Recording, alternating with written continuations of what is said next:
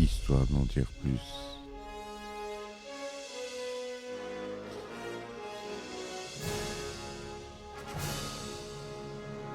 Eh ben attendez, on est en France. Allez, cul sec. Hop.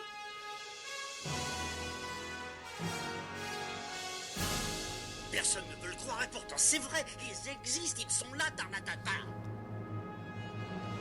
Non. Il faut qu'on pète.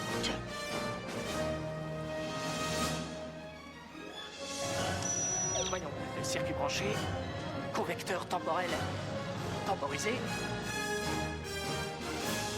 Bonjour, bienvenue sur Histoire d'en dire plus. Aujourd'hui, on parle d'un film de Joe Dante, le réalisateur de Gremlins, entre autres.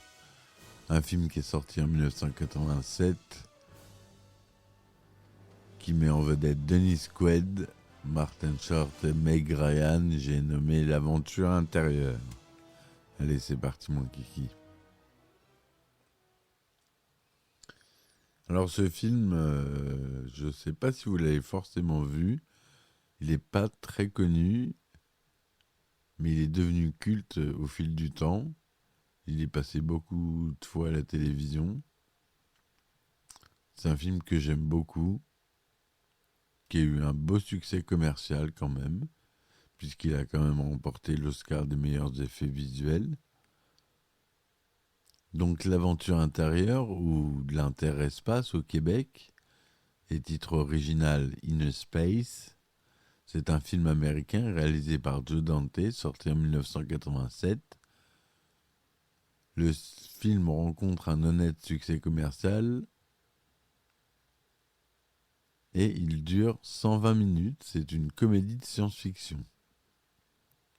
Le synopsis très rapide. Lieutenant de l'US Navy, Tuck Pendleton est un anticonformiste porté sur la boisson. Il se porte volontaire pour une expérience scientifique très risquée. Miniaturisé, aux commandes d'un submersible de poche, il a pour mission d'explorer le système vital de l'organisme d'un lapin. Mais des espions industriels envahissent le laboratoire pour s'emparer de la puce qui permet d'inverser le processus de miniaturisation. Durant la fuite de l'un des scientifiques, Tuck se retrouve propulsé dans le corps de Jack Putter, un employé de supermarché dépressif, complexé et hypocondriaque, avec lequel il parvient à entrer en communication. Comme ses réserves d'oxygène s'amenuisent d'heure en heure, Tuck est condamné à une mort certaine. La course contre la montre s'engage pour le sauver. Voilà, je ne rentre pas en détail exprès dans le synopsis pour vous laisser la surprise, puisque je déduis que ce film n'est pas forcément connu de tous. C'est produit par Amblin Entertainment, la société de Steven Spielberg, qui a la production lui-même d'ailleurs, crédité comme producteur, en plus de sa société de production. Donc, c'est-à-dire qu'il s'est impliqué dans le projet personnellement. À la musique, on retrouve Jerry Goldsmith, un habitué des BO au cinéma. Au décor, on a James H. Spencer.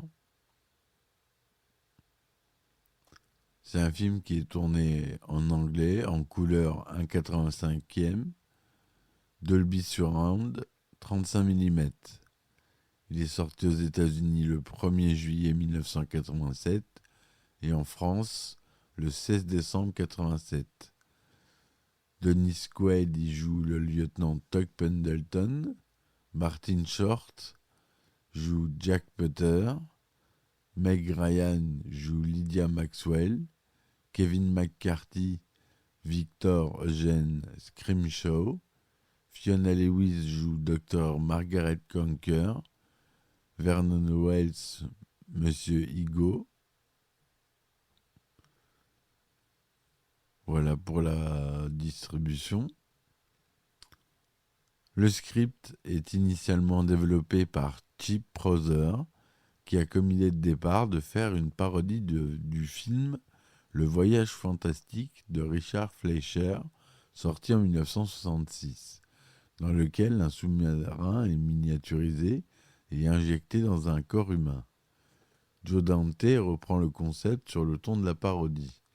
Producteur du film, Steven Spielberg propose la réalisation à Robert Zemeckis qui refuse. Le poste de réalisateur est proposé à John Carpenter, puis à Joe Dante.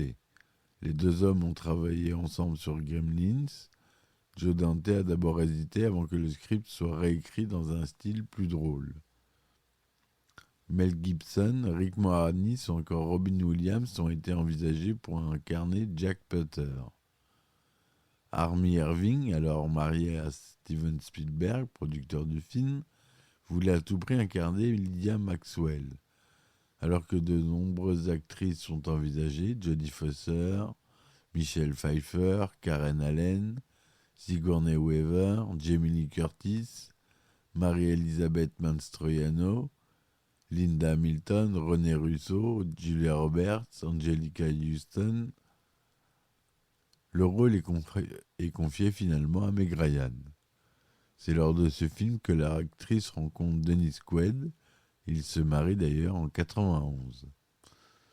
Comme tous les films précédents de Joe Dante, l'aventure intérieure contient un personnage incarné par Dick Miller. Il tient ici le rôle du chauffeur de taxi.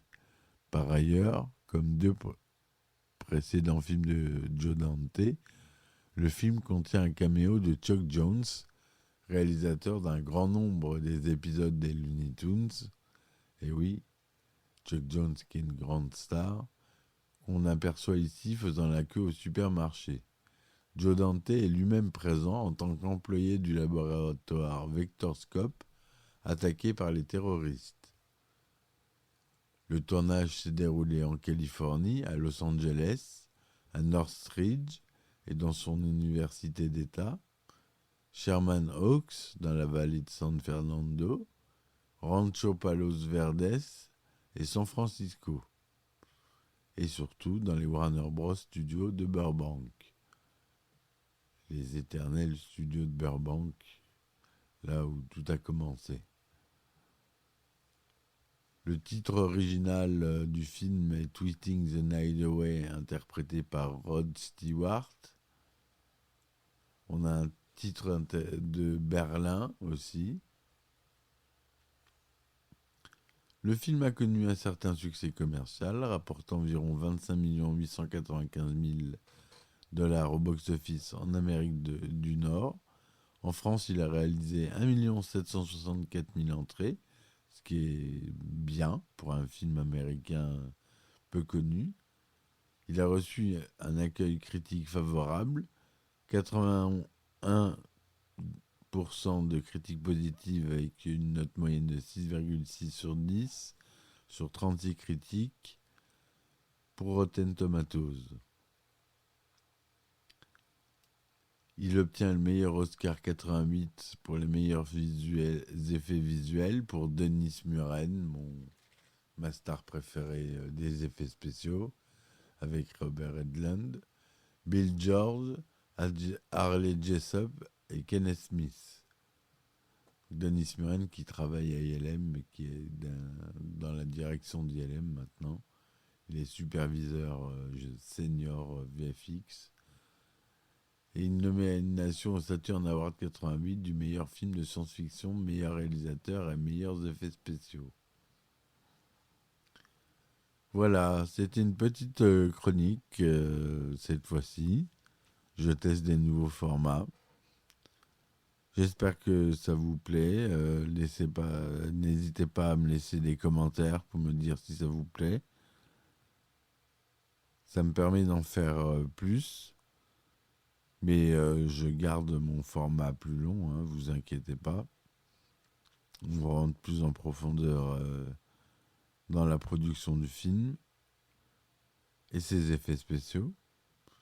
Voilà, je vous dis à très vite pour un nouvel épisode. Merci de m'avoir suivi et ciao ciao. Histoire d'en dire plus.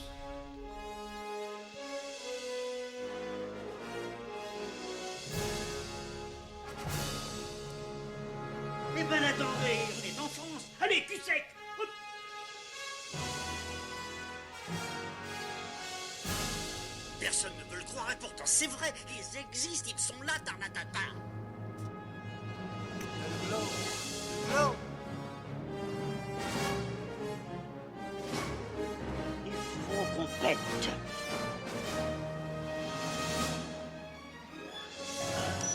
Voyons, circuit branché, convecteur temporel temporisé,